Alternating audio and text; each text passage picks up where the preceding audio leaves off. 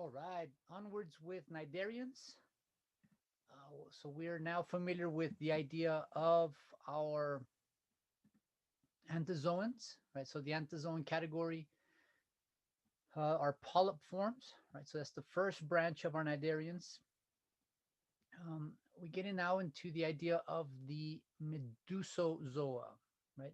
So the jellyfish, basically. And there's a lot of phylogeny in the Medusozoa, right? I'm not going to cover every single group. I'm going to focus on three of the more common classes: Hydrozoa, Cubozoa, and Scyphozoa. So again, we're going to focus on these groups here: the true jellies, the box jellies, and then what we call the hydroids or the hydrozoa. And so we talked already about hydra.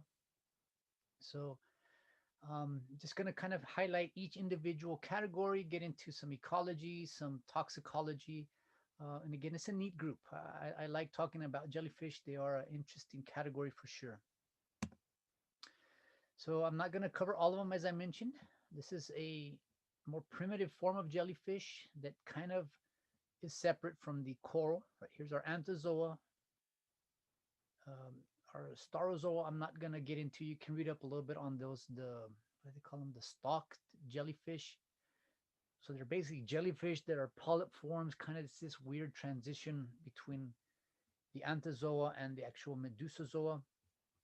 We're going to focus on these three: the hydrozoa, scyphozoa, and then the closely related group, the cubozoa. So hydrozoa, right? So the water animals, basically, what that translates to. And we get into the idea of Hydra. I don't know if you're Captain America fans. This is not the bad guys, Hydra. This is the little microscopic freshwater form of Hydra, the primarily polyp form Hydra. And it's kind of strange that we associate then a jellyfish looking form. So it's a weird aggregation, but phylogenetically, it makes sense to categorize these together. So we talk about Hydra and then what we call Physalia here. You may or may not be familiar with Physalia, but Physalia is a very common, very large, very well-known type of hydrozoan, a type of, I'm going to say jellyfish. It technically doesn't fall under the jellyfish category. There's a lot of different types of organisms that collectively aggregate together to make this Physalia organism. So there's feeding forms, there's floating forms, but collectively all together, this thing that we call Physalia, right? This Portuguese man of war. We have this big pneumatic bladder, an air bladder, that basically acts like a sailboat, right? Like a ship. It's floating on top, depending on how the waves are moving, how the wind is moving. This thing can use that air to be pushed along. It can sort of deflate and drop under the water. So it's an air bladder that allows it to move. Basically, they're not strong swimmers, but they can use wind and current to get pushed where they need to go. Meanwhile, they have these tentacles, an aggregation. It's a whole colony of different little cells that kind of dangle behind them. And any fish that gets caught in that will get killed and then consumed. Yeah. So there's again the pneumophore, the air bladder, and then all of the tentacles that hang below. So again, that's what you would see from above the water line.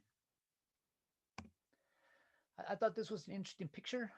We're not too far away from spring break right now, and basically we're not too far away from this date, right? February 26th. I know it's not the same year, but in February 26th, 2012, there was a huge aggregation of these Manwars, Physalia, on the beach at South Padre Island. So just like spring breakers want to go to the beach, have a great time at the beach, maybe engage in some pre-mating rituals at the beach. That's what these things do as well. So it's mating season, right? So again, this would not be a very, very good time to be in that water. The stings of these Physalia are not, you're not gonna die from them, but it does hurt. It will mess up your day, mess up your vacation for that moment. Yeah. But again, we see for whatever reason there was a huge aggregation.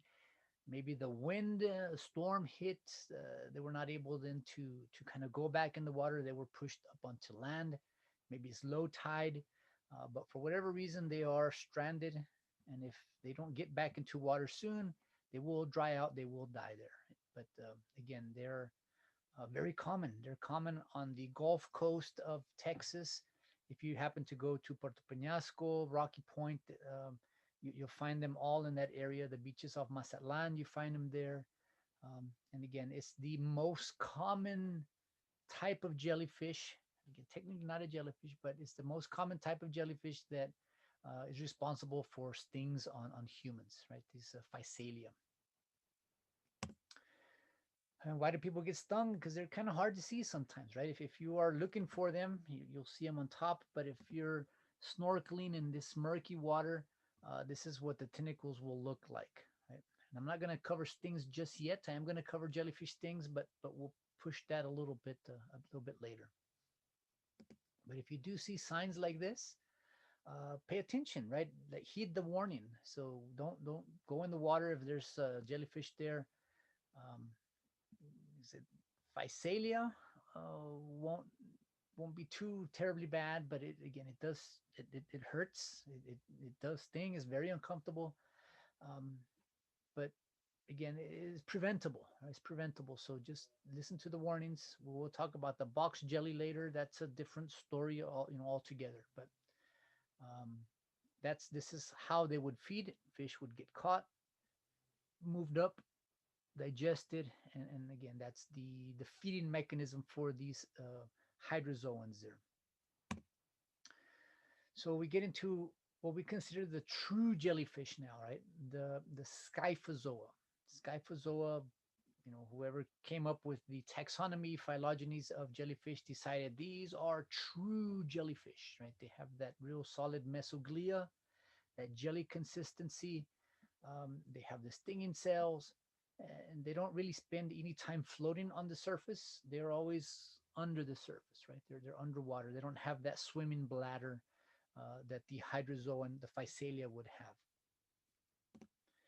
All different shapes and sizes, from very, very large lion's mane jellyfish to the tiny Irukandji jellyfish. I should say that Irukandji is in a different group. So again, but they are very small. We have some very small forms here, and then the very large forms here. So I'm going to get into that a little bit later, and you'll have some research to do for your next exam on some of their size diversity as well.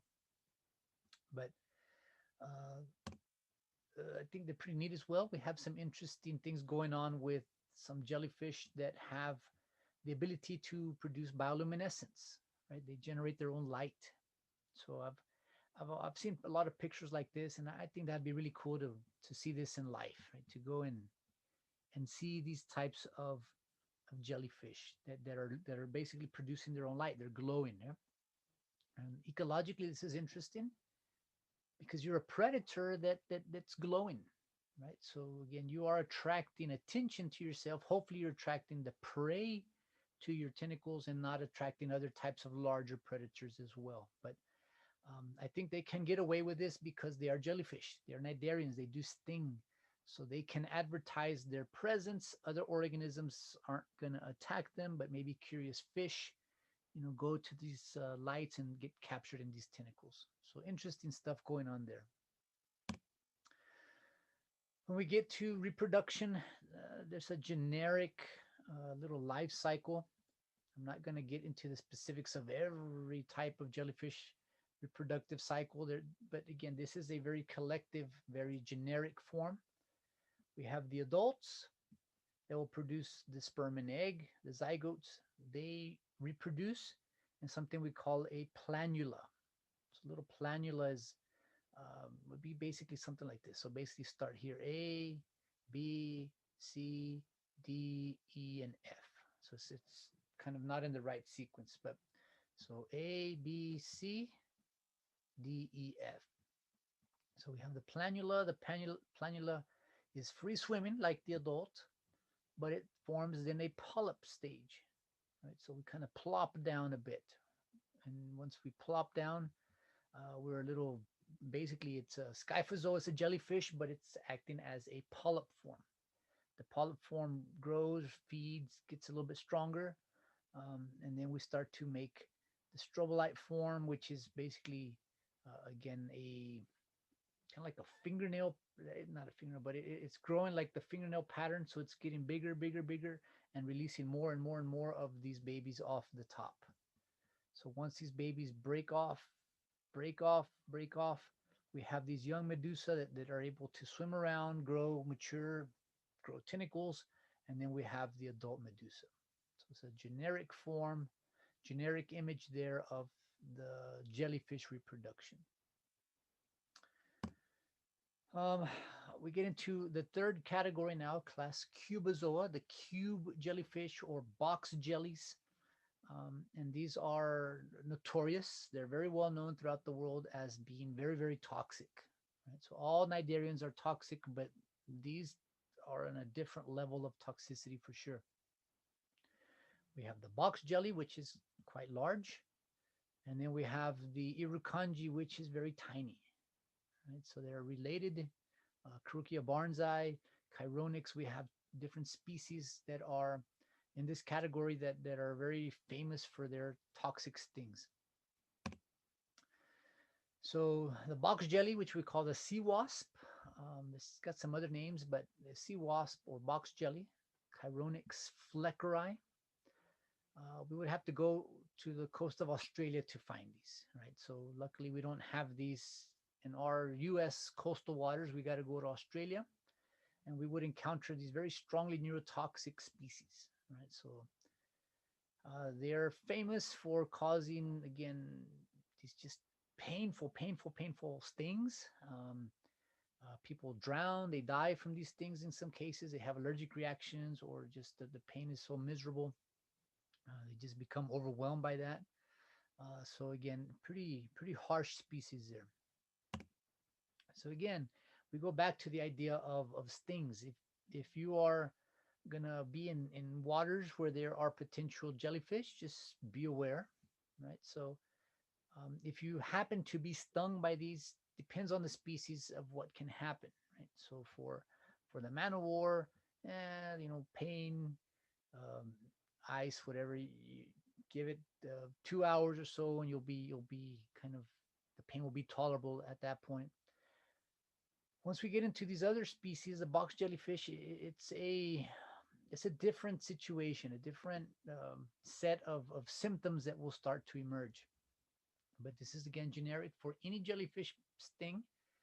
If you do happen to get stung, um, what you got to do first is get the tentacles off, right? So normally you're snorkeling, you're minding your own business, and all of a sudden your back feels on fire, or your arms on fire, now your legs on fire, and it's just confusing situation, but just it's not pleasant. Um, the whole time that you have that tentacle on you, uh, you're triggering all those little nematocysts to fire. So you got to get those tentacles off, and it's just, just reaction. You have something burning your leg, you reach down with your hand to get, and now your hand gets tangled up in tentacles. So again, if you do have tentacles that are on the body still, try to peel them off carefully with, you know, keys. Maybe you have keys for the boat, or the keys for your car. Maybe you have, I don't know, credit card or something that you can kind of scrape these off, or kids' toys for the, little beach, their pails and their little, little shovels for the beach sand, that kind of stuff. You can try to peel off the tentacles that way.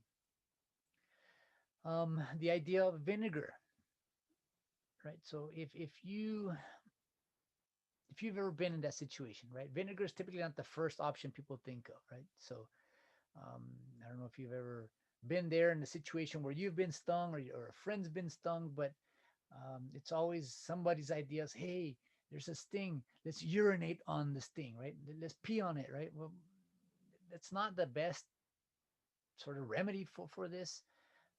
The whole idea of using acidity, right? We want to put acidity onto these little cells. The acidity will denature the toxin. We go back to 1306 introductory biology concepts, some chemistry concepts. If we put strong acids onto proteins, those proteins denature. The venom is a protein. We put acidity on that venom, it will denature that venom. Well, urine is actually not that acidic, right? So maybe if it helps you feel better to urinate on that other person, I guess that go for it, right? But you're not really doing a lot of good in that situation. So vinegar's much more acidic. If you have soda is acidic. That will help. Um, Nobody offers their beer. Beer is acidic, but they rather drink the beer and then pee out on the person, I guess. But it's not the urine is not as very acidic, so not very useful. So the more acidic object you can find, the more benefit it will have um, to stop the the non-fired cnidocytes from firing. Basically, you're not going to do anything to the ones that have already fired, but you're just trying to neutralize any tentacles that are still there, any cnidocytes that have yet to fire. You're trying to denature them so they don't fire as well. So um, the idea of acidity that can denature proteins, also heat. It's a harsh thing to do, but if you have very, very hot water accessible, you can put the sting area under as much heat as possible. So it's already uncomfortable. It's already burning. You're trying to put heat on top of it. It's not pleasant, but I guess in theory, that would also help to denature any unfired nematocysts at that point as well. The cold will try to numb the area to try to make it feel a little bit more tolerable. It'll try to reduce blood flow, swelling, so that can be useful. Although cold pack, unless you have a little ice chest at the beach, it's sometimes hard to get ice at that area, right? If things get bad, if you start to have systemic symptoms, allergic reactions, um, anaphylaxis can be a threat. So you got to seek medical attention very rapidly in those situations. So common symptoms for non-box jellyfish, right? This is just generic scyphozoans. So you'll have the burning sensation, and again, it, it does hurt. Redness on lymph nodes, and you have these long red welt lines. So I can actually say they're like burn marks. They're like when you get stung by a bee, you have one little target area, right? An ant or a bee or wasp, you have one little injury, maybe two, maybe you could have got stung twice. But when you get these tentacles, the whole length of where that tentacle's on you is going to be stung, thousands of times there. So again, it's not pleasant. And again, normally that's it. Normally that's all we have. You may get more difficult reactions based on your sensitivity, based on the toxicity of these box jellies, that kind of stuff. But I thought this was interesting here. Yeah, so that again, that doesn't quite work really. But so there's the stings. So you can see these burn marks, all of this. So this person got tangled up with the jellyfish there. If you are in jellyfish infested waters, I don't recommend speedos. I don't recommend skinny dipping. Um, Wear appropriate clothing in jellyfish infested waters, right? That will help minimize some of the risk there. Um, this is pretty typical. So I can say that the jellyfish got tangled here on the legs, the long tentacles down here, and then what do you see on the hand? So just instinctively, reactively, you kind of try to peel off whatever's hurting you down there, and now you get tangled on your hand. So this is not, again, a pleasant situation at all. Now, when we go back to our box jellies, Chironex, we're going to introduce a new concept here, and you're going to be doing a little bit more research on this for your next exam as well. But we get into this concept of the LD50. LD50, lethal dose 50. What lethal dose 50 is, it's what we call a comparative, trying to like a quantitative comparative approach. So I work with rattlesnakes. I work with a lot of snake venoms. So I say, oh, snake venoms are super toxic. They're bad. And maybe one of my colleagues works with black widow venom. They say, no, black widow venom is more toxic. And somebody works with jellyfish. No, jellyfish venom is more toxic. Well, how do we have a way of basically comparing quantitatively, comparing, drop for drop, how toxic these venoms are? And this is this concept now of the LD50. So Chironix fleckeri, this box jelly, the sea wasp, has an LD50 of 40 micrograms per kilogram. And what that means in English is that this is very dangerously venomous, right? These things are very, very toxic. Um, a moderate sting can cause death within minutes. We have, 20% mortality, so that's pretty high for an animal sting, right? So 20% of the individuals that are stung can possibly die. So luckily there is an anti-venom, and I'm going to try to show you some videos on Chironix. Um, there's different situations that go on with them as well that's quite interesting. Um, this kind of looks like a sea wasp there, uh, this sort of jelly aspect, and you'd have long tentacles dragging behind. It may not be a sea wasp, but here we have again Physalia, the Hydrozoan, and some again generic Scyphozoan. But these things can sting when they're in the water, and they can still sting when they're washed up on shore. So just be aware.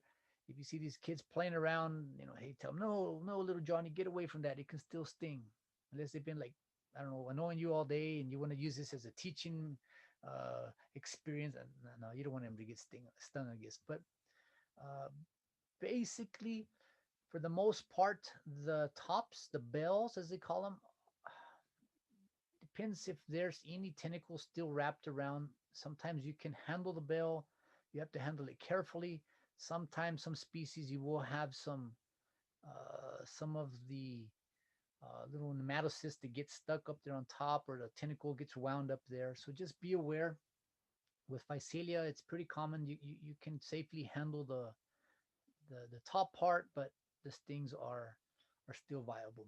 So again, um, just I think a neat group, a very primitive group of organisms, but they are around. They've been around for a long time, and I think they are going to be here for a long time more, right? So sometimes a simple organism is the best. There's not as many working parts that can get damaged, get broken, and again, jellyfish you know, very active in our oceans, and a neat species to deal with. So with that, that will conclude our discussion, my lecture on the jellyfish. You're going to see a lot of associated videos, YouTube videos, and things like that that will try to show this in some little bit more detail and give you more information. Right? So with that, let me stop this, and y'all have a great evening.